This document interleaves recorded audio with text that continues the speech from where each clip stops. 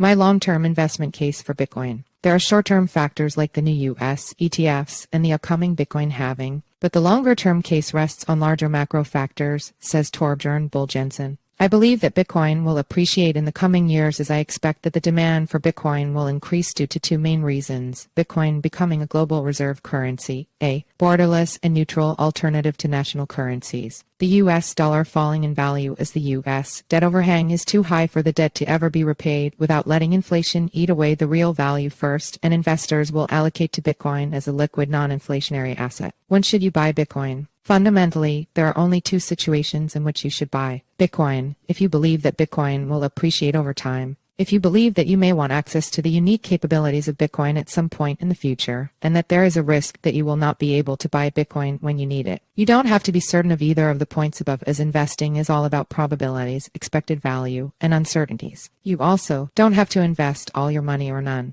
For most, a small allocation is what would be sensible. To identify whether buying Bitcoin is right for you or not, you need to figure out your expectations for Bitcoin's future price movement and the UTIs you potentially could derive from owning it yourself. There are already hundreds of millions of people all over the world who have decided that Bitcoin is right for them. All of them presumably expect that Bitcoin will appreciate over time and or believe that they will need to leverage the unique features of Bitcoin at some point in their lives. The different reasons for these views are as many as there are owners of Bitcoin. Why I believe that Bitcoin will appreciate. Over the coming years, I see a lot of different triggers that could drive up the price of Bitcoin, including the halving of the Bitcoin production rate in April 2024. Increased inflows to Bitcoin ETFs as the big players on Wall Street start marketing their products, increased demand following from the continuous wealth transfer to the younger generation, who are more inclined to invest in Bitcoin. These triggers, however, can only explain changes in demand, given that there already is demand. If there were no other drivers, the value of Bitcoin would be fragile, as it would only rest on the shared illusion that it has value and not any underlying UTI. If that were the case, the critics would be right, and Bitcoin would just be like Beanie Babies, NFT, or tulips for that matter,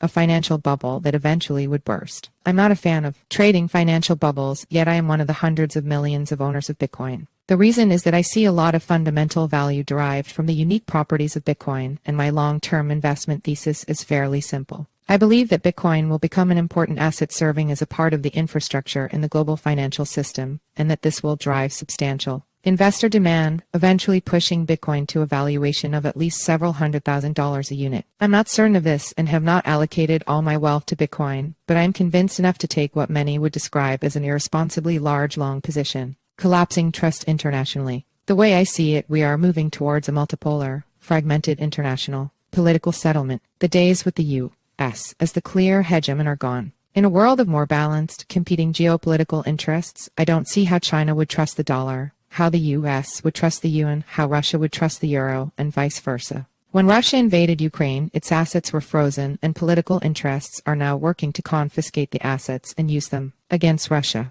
The whole world is noticing this, and nation-states all over the world are now looking for seizure-resistant assets like gold, which they hold within their own borders. It is against this backdrop I believe that Bitcoin will rise to the occasion. I believe that trade will continue globally, meaning that there will be a need for global payment rails. But how will companies and individuals be able to pay when the receiving party of the payment operates from a different country or geopolitical cluster? What happens if an exporter only accepts yuan, but you only have dollars? By definition, you cannot simply exchange the dollars to yuan, because the entities that are willing to trust dollars, which at the end of the day are claims on U.S. banks and the U.S., would not be willing to trust yuan in a scenario where international trust breaks down. Dollars do not get transformed into yuan when you exchange them. What happens instead is that the one with dollars tries to find someone who is yuan who can sell these in exchange for the dollars. When you have no one who trusts both China and the U.S. are willing to or able to hold claims on both U.S. and Chinese entities, you also will have no one willing to exchange directly between dollars and yuan.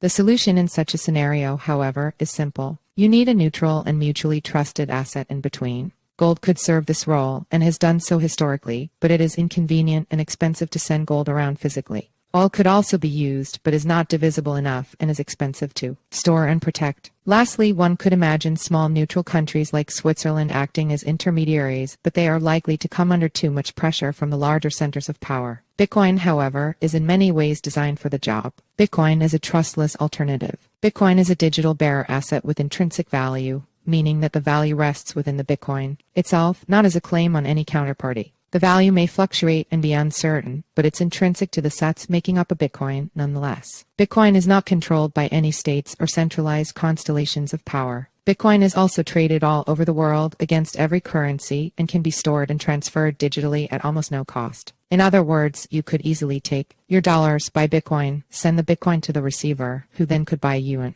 That way you would be able to cross the geographical trust border and have efficient and final settlement any time of the day, any day of the week, any week of the year. This cannot be done with traditional national currencies or bank money, as they only exist as claims on a given counterparty, typically a bank. Before Bitcoin, every digital asset was a claim. Bitcoin is the first digital bearer asset without counterparty risk the world has seen. A claim can circulate as money within a jurisdiction which can enforce the claim and its associated trust circle. A claim will, however, not circulate as money or be accepted outside of its jurisdiction or trust circle, as there is no way you can ensure that it would be honored. Not only that, but you also run the risk of the money being deprecated in your hands for political reasons should the issuer or its nation state not like what you are doing or classify you as a high-risk user. I believe that Bitcoin will become the neutral international currency, serving as the glue for global trade in a fragmented world. If so, it will succeed because it can serve the role of the least common denominator. It is unlikely to be the favorite of any nation state or commercial entity for that matter, but it would be preferred over the currency of a competing nation state and over the alternative of no trade, replacing the dollar in international finance. For decades, the U.S. dollar has served as the world's reserve currency, but I believe those days are numbered. I believe the main reason is the growing fear of the U.S. leveraging its currency as a weapon, censoring those that they disagree with. In addition, the massive U.S. debt does not help the position of the dollar. The U.S. has a debt of more than $34 trillion, a deficit of $2 trillion,